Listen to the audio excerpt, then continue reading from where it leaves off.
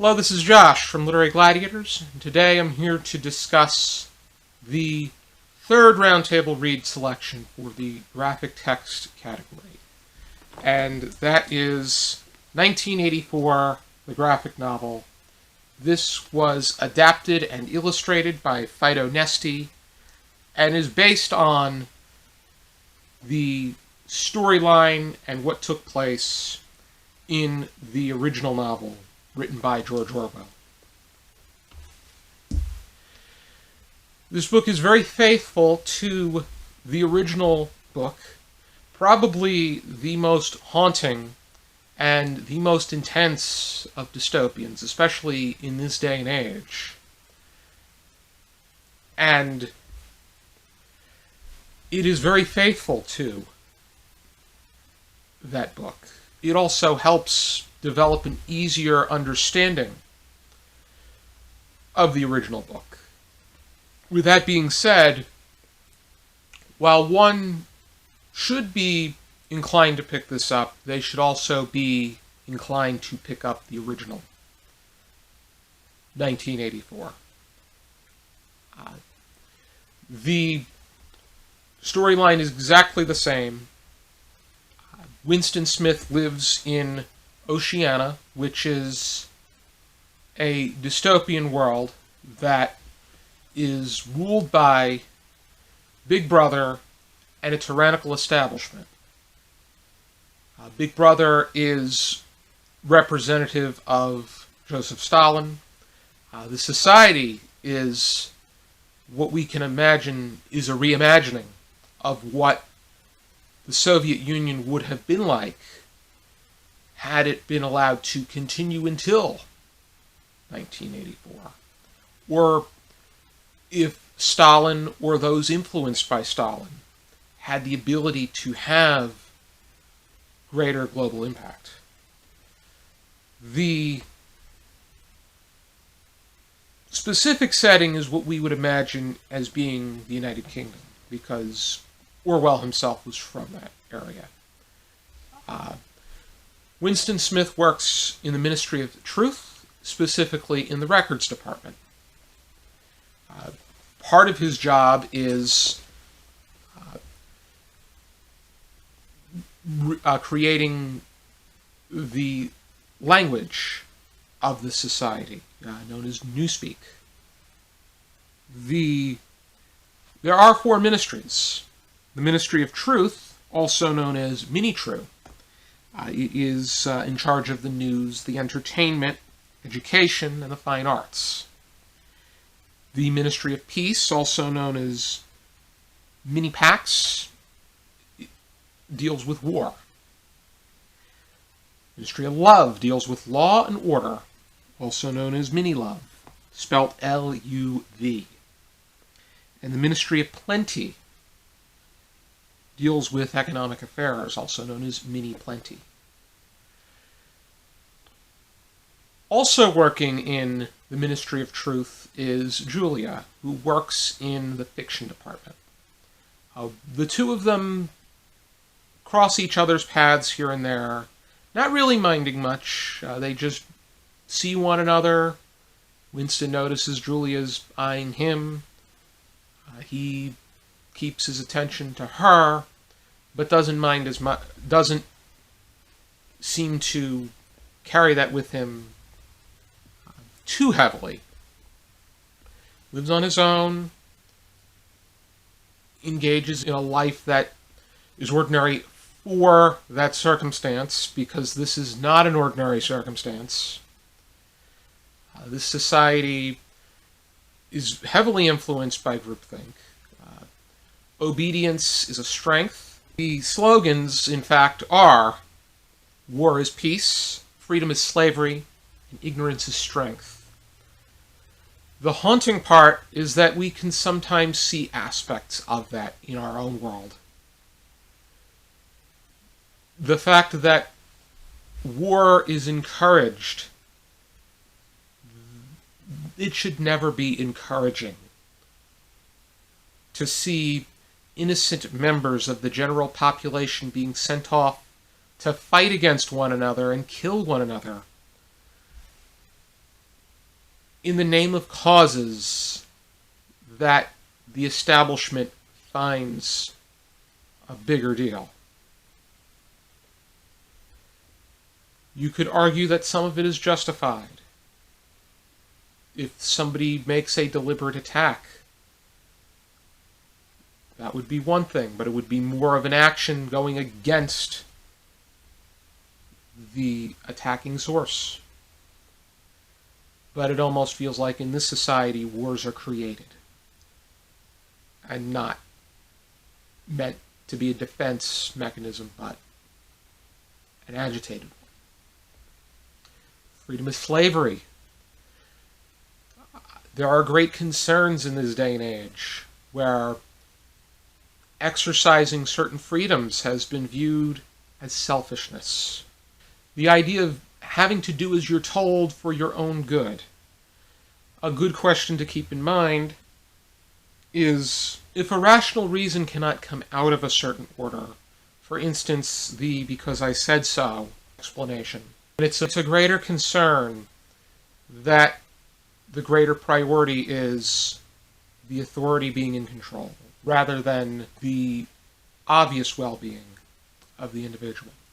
And the fact that ignorance is strength, it's a very overlooming concern.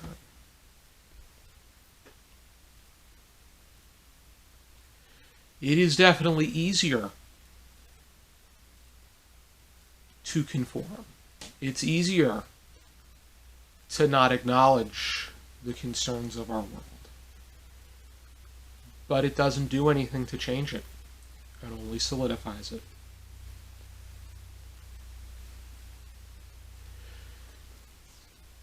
Dystopians are meant to be warnings that we can and need to prevent something from happening. They are not forecasts about what is to come. And with someone like Winston Smith, he and Julia eventually do team up. That kind of love and intimacy is frowned upon in that society. Eventually they join a brotherhood that concentrates on taking down Big Brother. However, it doesn't work, and they are arrested and imprisoned to the point that they force them to conform to their society. It's only so much to make them obedient. They have to love their circumstance too. They have to love it. They don't, it's obeying isn't enough. Contentment is. And that's where Room 101 comes to effect. That is the backstop. And Room 101 is them facing their worst nightmare. It's basically starving them and electrically shocking them, and very much just that cruel way of living is only part of the ordeal. But making them face their worst fear, in Winston's case, it's a fear of rats, which they were watching. The person that let him stay at their chamber was keeping an eye on everything going on. They were actually undercover. And so he caught wind of the episode where Winston Smith was ultimately terrified of the rat that was making their way through the bedroom. And so they decide to put a cage on his face. They're separate, but he's right at the point where they're gonna lift up the door, and the rats are gonna come and eat away at his face. Because they're trapped, they will have that instinct of needing to get out. So it's not like it's gonna be a gentle. It's not gonna be like it's not gonna be just pick away, it's going to be bury within, which is graphic and repulsive, but they don't care. But the only way out is to put it upon someone else. Put it upon the person that you love more than anybody, which is what he does. Julia's in a very similar circumstance. And while my initial instinct was that they were telling them that they were lying to the other about their circumstance, we can imagine that Julia was placed in the same kind of circumstance as Winston and went through the same kind of ordeal, only we don't know what Julia's greatest fear was. It's never mentioned. We just know that they crossed paths afterward, and they feel a sense of mutual betrayal for one another, and that things could never be the same. But ultimately, after that experience, they are content about their circumstance, and that the best way to live a peaceful, comfortable life is to be obedient, always do as you're told, regardless as to what that may be, and worship your rulers, no matter how cruel and unusual they may be, no matter how slimy, no matter how corrupt, no matter how immoral. It's not worth going against them in this society. Is it a way to live? No, it's not. And this book is a great warning, letting people know that you do not want to live in a society like this. It may guarantee the easiest sense of contentment that you can come across, but it doesn't amount to an authentic quality of living. This is the most forward piece that George Orwell wrote. His Animal Farm was allegorical, more so about the historical structure of what came to be Stalinist Russia. His other works touched upon other issues. This was a dystopian about what could take shape. And hopefully it never gets to that point.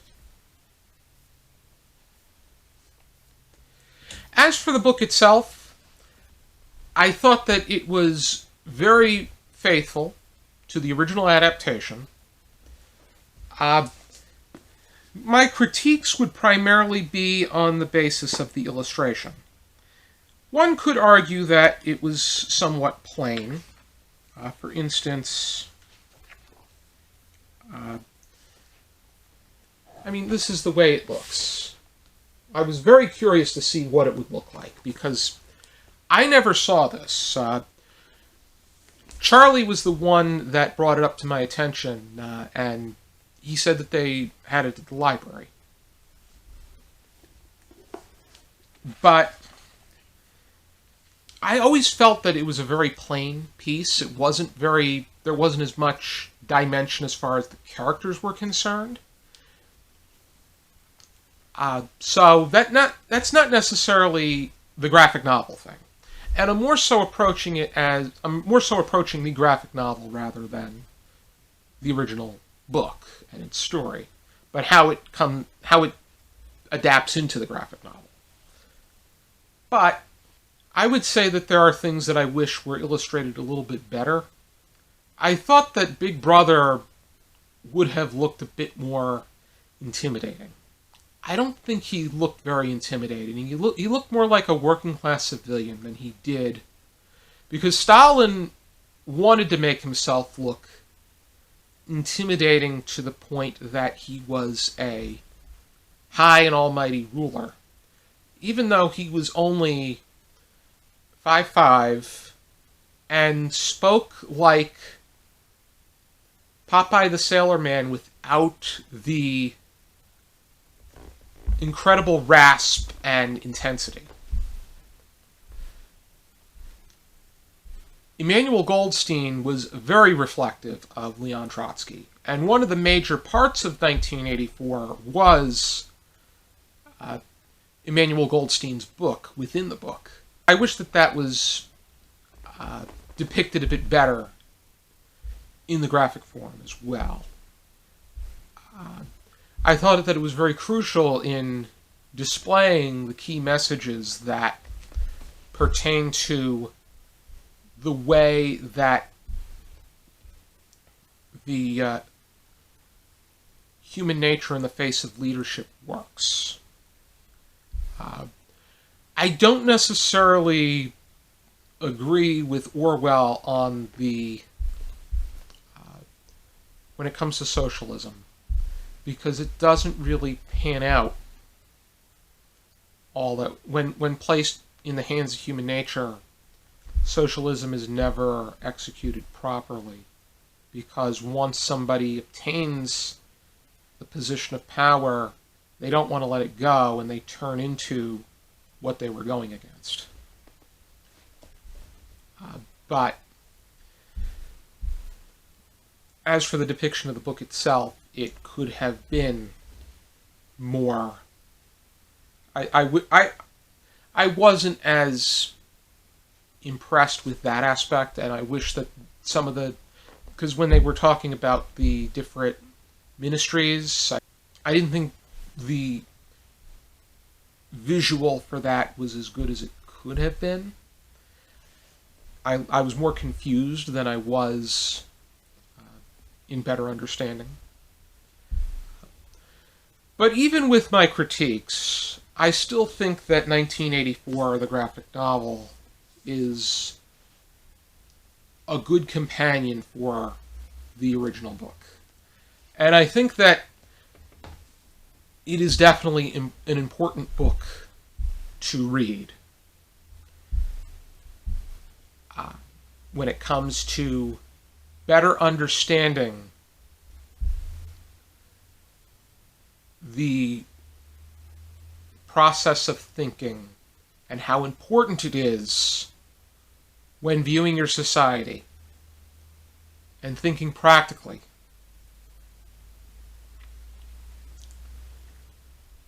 And thinking for the better sense of your fellow members of the general population. I give 1984, the graphic novel, 4 stars out of 5. This is the same rating that I gave to the original book. I read the original book twice. I read it for the first time in 2010, and then I read it again in 2017 with a greater understanding. In 2017, I read it for a discussion that we had about 1984 in Season 6. It was one of our very memorable discussions, and it's one of those works that really cannot be taken lightly. Thank you for tuning into this video. I hope you check out some more videos from this channel. I hope you check out the other videos where the other contributors talk about 1984 in the graphic novel. I highly encourage you to keep reading and also think about what you are reading. Appreciate what you are reading. Embrace the physical book.